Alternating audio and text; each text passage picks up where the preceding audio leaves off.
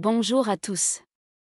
Aujourd'hui, je vais vous raconter une histoire de renversement de situation, à la fois froide et passionnante. Pensez-vous que l'amour soit juste? Soyons honnêtes, le marché de la séduction n'a jamais été équitable, ne serait-ce qu'une seconde. Beauté naturelle, fortune familiale, statut social, diplôme, c'est ce que nous appelons la valeur. Dans le jargon du jeu vidéo, certains commencent avec 5000 pièces d'or et leurs objets légendaires déjà équipés, tandis que d'autres se tiennent là, démunis, sans même de quoi s'acheter une potion.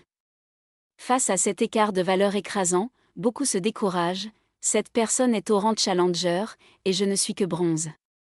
Comment pourrais-je oser? Je vais forcément me faire rejeter. Ce défaitisme mène à deux tragédies, soit abandonner complètement et rester seul à vie, soit foncer aveuglément, ce qui peut dériver vers une obsession malsaine. Mais tout le monde, quel a été le moment le plus électrisant de l'histoire de League of Legends? N'était-ce pas cette remontée fantastique, Reverse Sweep, où une équipe surmonte un déficit de 10 000 pièces d'or pour détruire le Nexus ennemi? T1 a longtemps été l'icône de ces retournements de situation. Pourtant, il y a 2 jours, nous avons vu T1 s'effondrer. Contre BFX, un match que tout le monde prédisait comme une victoire écrasante pour T1, un séisme s'est produit. T1, le pionnier du jeu Circus et symbole de la haute valeur, est tombé face à la macro solide et au jeu d'équipe tranchant de BFX. En termes de séduction, c'est comme si un homme challenger parfait perdait son Nexus face à un underdog dont les caractéristiques objectives semblaient inférieures. Je veux vous donner de l'espoir ici, BFX a prouvé que l'on peut gagner même avec un écart de valeur. Aujourd'hui, je vais analyser les moments critiques de ce match et explorer les mentalités pour corriger vos points faibles et mener votre vie amoureuse vers une victoire inattendue. D'abord, revoyons le match. La cause la plus douloureuse de la défaite de T1 fut une erreur au milieu de la première manche. Alors que T1 menait confortablement, leur ADC, PES, s'est fait attraper en première ligne, ce qui a conduit à la perte du baron. Sa capacité à prendre des éliminations est exceptionnelle, mais ce moment d'inattention et cette avancée imprudente ont fait basculer la partie. Appliquons cela à la séduction. Cet idéal que vous convoitez, la personne à haute valeur, est déjà entourée de concurrents brillants. L'erreur que beaucoup commettent ici est de se dire « je dois moi aussi prouver quelque chose » et de forcer le combat. Ils lancent une attaque par déclaration, confession, avant d'être prêts ou réservent soudainement un dîner hors de prix, tentant un échange de coups déraisonnable. Le résultat est prévisible, vous vous faites éliminer en duel, solo kill. Dans l'esprit de l'autre, vous êtes marqué comme un fardeau et rayé de la liste. La première leçon à tirer de la défaite de T1 est de lâcher prise sur la pression de la conversation. Beaucoup d'hommes s'inquiètent excessivement de ce qu'ils vont dire devant une femme. Mais dès que vous commencez à stresser, votre charme s'évapore. Évitez les interrogatoires ou les discours de présentateurs météo.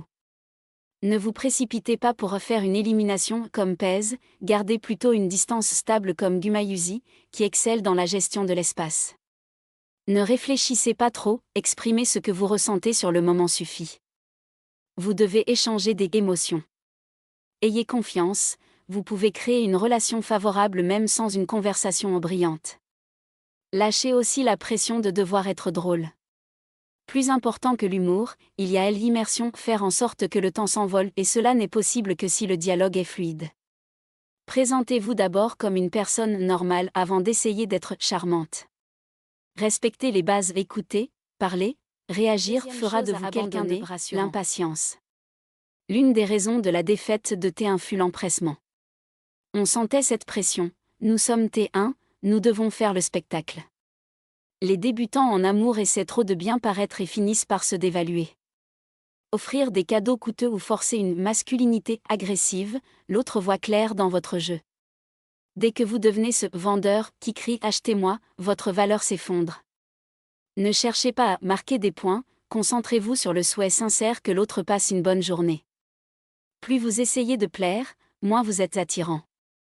Si vous n'y arrivez pas, demandez-vous pourquoi vous voulez tant impressionner cette personne.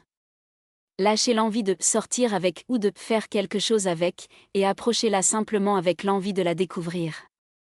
Une fois que vous la connaîtrez et que vous serez certain qu'elle vous plaît, il ne sera pas trop tard pour envisager plus. Troisième point, la macro-circus, ou l'art de sortir temporairement du cadre relation homme-femme. BFX a battu T1 parce qu'ils n'ont pas cherché le combat frontal dès le début, préférant construire des gains sociaux constants. Si vous abordez quelqu'un avec le regard de « je vais en faire ma conquête » dès la première rencontre, sa vigilance sera à son maximum. Si vous draguez lourdement, sa défense doublera. Voyez sa beauté, certes, mais traitez-la d'abord d'égal à égal.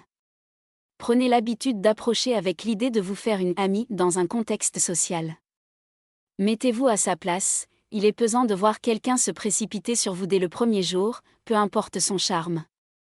La psychologie féminine consiste souvent à vérifier si quelqu'un est sincère et fiable avant de développer des sentiments. Une relation où le contact est naturel doit être établie avant que vous n'ayez la chance de montrer votre charme. L'important ici est le prétexte, le motif. Tout comme BFX a exploité les failles de T1, vous avez besoin d'un motif naturel pour approcher quelqu'un. Comme BFX lors de la 3e manche, une approche inattendue mais fluide est cruciale. Cela peut être pour étudier ensemble ou s'entraider au travail afin de construire une affinité, ou encore demander un conseil pour que l'autre se sente valorisé. Cherchez la connexion émotionnelle, le sentiment que le courant passe. Quand votre sincérité, le fait que vous vouliez vraiment la connaître, est transmise, l'autre s'ouvre. Faites-lui comprendre pourquoi c'est elle et pas une autre, sans jamais tomber dans la légèreté de la traiter comme une cible facile. Par ailleurs, même sans être dans la séduction directe, votre charme masculin doit être suggéré. Au lieu de séduire frontalement, prenez soin de l'environnement et des personnes autour d'elle. Résoudre un problème collectif quand les autres galèrent est un moyen puissant d'attirer l'attention. La bienveillance sociale est toujours payante. Ne guettez pas sa réaction, restez simplement à votre place en étant attentionné. C'est ainsi qu'elle découvrira votre valeur profonde. Chassez aussi la peur du rejet. Un refus ne signifie pas que vous manquez de charme.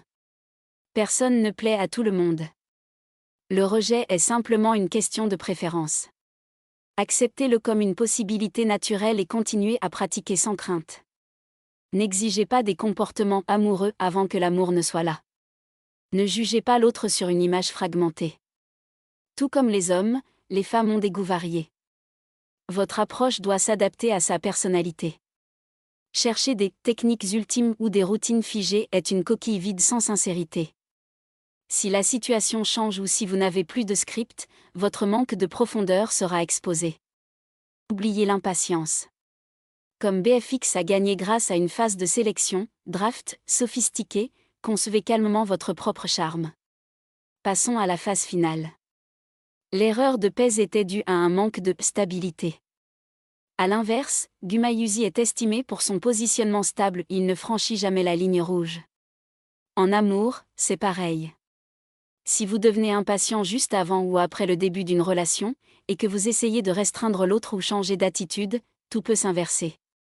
Comme T1 qui prend le baron et fait avancer ses vagues de sbires, construisez un capital confiance par des contacts réguliers et une image constante. Faire en sorte que l'autre se dise « je pourrais envisager mon avenir avec cette personne », c'est la dernière vague de sbires vers le Nexus. Confirme une grande vérité, être derrière au début ne signifie pas perdre. Un écart de valeur n'est pas une raison d'abandonner. Avec une stratégie qui utilise vos forces comme la draft intelligente de BFX, même un géant comme T1 peut tomber. Vous êtes actuellement en train de construire votre victoire. Un amour style circus qui transcende les écarts de valeur n'est pas impossible. Commencez par corriger vos points faibles. Interagissez avec sincérité, pas avec des routines. Je serai votre coach jusqu'au bout de ce retournement de situation. Si cette stratégie vous a parlé aujourd'hui, oubliez vos peurs et lancez-vous. Je vous soutiendrai jusqu'au jour où votre nexus du mariage explosera de joie. Merci de m'avoir écouté.